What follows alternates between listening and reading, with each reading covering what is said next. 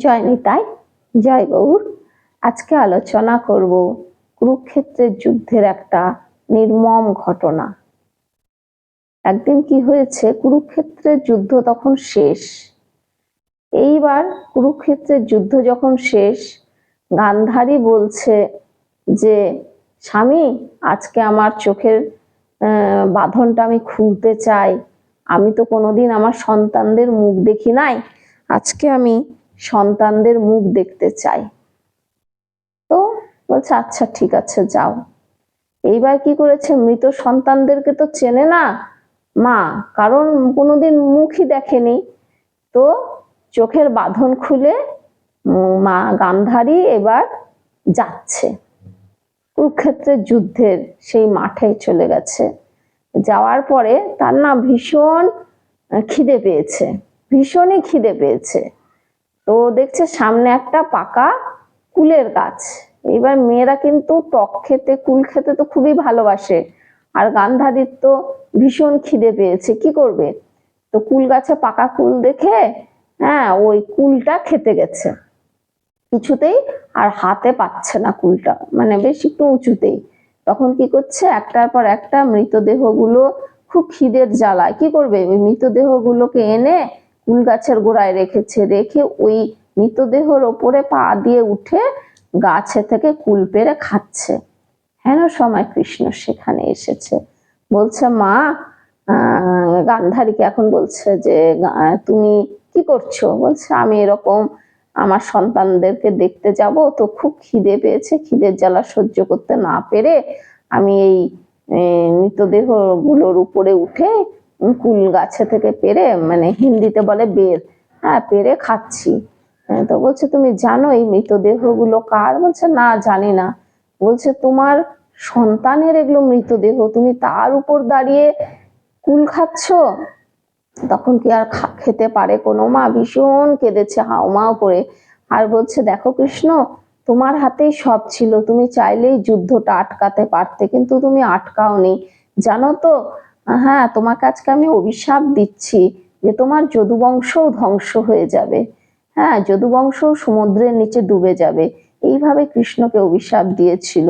বলছে একটা মানুষ যখন বয়স হয়ে যায়, বৃদ্ধ হয়ে যায়, তখন যেন সে সন্তান হারা না হয়, কারণ সন্তানই তাকে দেখবে।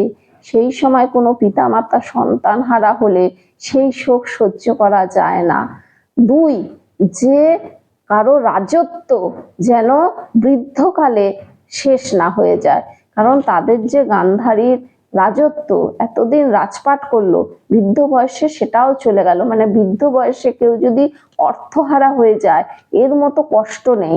একে সন্তান হারা, দুই অর্থহারা, আর তিন কি, পেটে খিদের জ্বালা। এই জ্বালা বড় জ্বালা, এই জ্বালা সহ্য করা খুব কঠিন। বলছে যে আমি যেই তিনটে জ্বালা সহ্য করেছি, এই জন্য আজকে কৃষ্ণ আমি তোমাকে অভিশাপ দিলাম। কোনো বৃদ্ধ মায়ের সন্তান চলে যাওয়া কষ্টের, তার থেকেও বেশি কষ্টের বৃদ্ধ বয়সে অর্থহীন হয়ে পড়া, আর তার থেকেও বেশি কষ্ট হচ্ছে পেটে খিদের জ্বালা। আমি যে এত যন্ত্রণা সহ্য করছি, সেই জন্য আজকে আমি তোমাকে অভিশাপ দিলাম। গান্ধারী ভীষণ কেঁদেছে, কারণ সে তো জানতো না যে তার মৃত সন্তানের উপর দাঁড়িয়ে সে গাছের থেকে কুল পেড়েছে খাওয়ার জন্য। কোনো মা কি খেতে পারে? কোনো মাই সেই অবস্থায় খেতে পারে না, মানে খিদের জ্বালা এতটাই ছিল গান্ধারীর।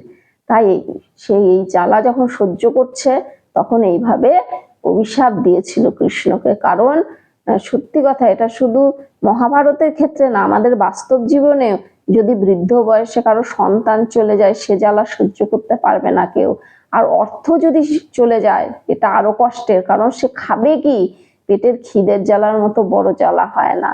তাই জন্য মানে গান্ধারী কৃষ্ণকে অভিশাপ করেছিল। কৃষ্ণ তখন হাসি মুখে সেটা মেনে নিয়েছিল অভিশাপটা, কারণ কৃষ্ণ জানতো যে তার বংশ যদি ধ্বংস না হয় তাহলে খুব মুশকিল ছিল, তার বংশকে তো ধ্বংস হতেই হবে।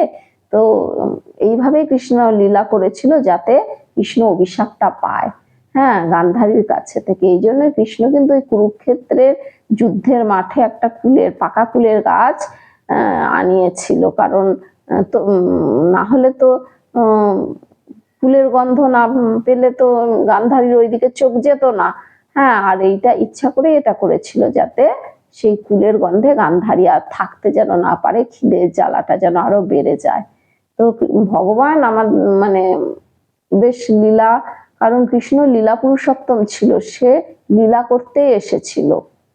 আর রামচন্দ্র ছিল মর্যাদা পুরুষোত্তম, সেজন্য রামের কিন্তু একটাই স্ত্রী ছিল সীতা, আর কৃষ্ণর ছিল 16,108টা স্ত্রী। আর কৃষ্ণর ছিল লীলা পুরুষোত্তম। ঠিক আছে।